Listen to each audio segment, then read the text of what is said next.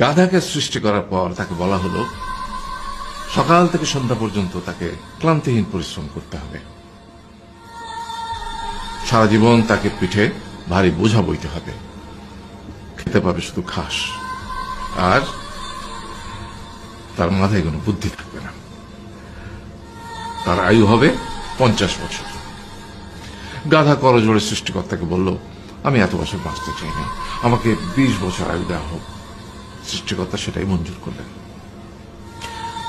কুকুরকে যখন সৃষ্টি করা হলো তখন তাকে বলা হলো যে সে হবে মানুষের সবচেয়ে বড় বন্ধু, কিন্তু সে খাবে মানুষের উচ্ছিষ্ট, এবং তার আয়ু হবে 30 বছর। কুকুর সৃষ্টিকর্তাকে বলল, আমি এত বছর বাঁচতে চাই না, আমাকে 15 বছর আয়ু দেওয়া হোক। সেটাই মঞ্জুর করা হলো।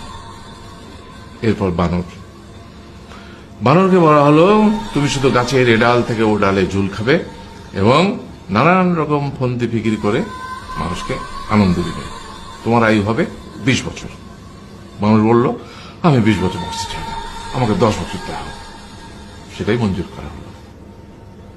এবার এলো পুরুষ মানুষের পালা।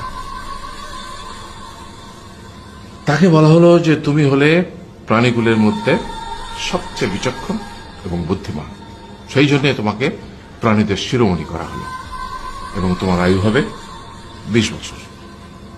তখন পুরুষ মানুষ বলল, করজোড়ে বলল সৃষ্টিকর্তাকে যে 20 বছর আয়ু অত্যন্ত কম, হে প্রভু, আমাকে ওই গাধার সে যে 30 বছর আয়ু চায়নি সেটা আমাকে দেয়া হোক, ওই যে কুকুর 15 বছর ফিরিয়ে দিয়েছিল সেটাও আমাকে দেয়া হোক, আর যে বানর 10 বছর নেয়নি সেটাও আমাকে দেয়া হোক।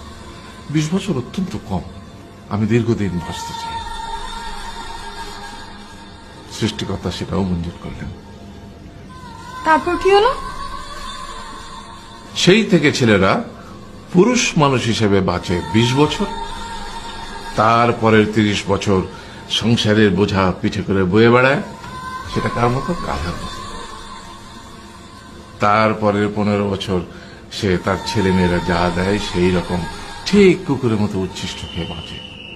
আর তারপরে বৃদ্ধ বয়সে ঠিক বানরের মতো, যেমন গাছের এডাল থেকে ওডাল ঝুল খায় বানর, তেমনি এই ছেলের বাড়ি থেকে ওই ছেলের বাড়ি, আর নানান রকম ফন্দি ফিকির করে তার নাতি নাতনিদের আনন্দ দেওয়ার চেষ্টা করে।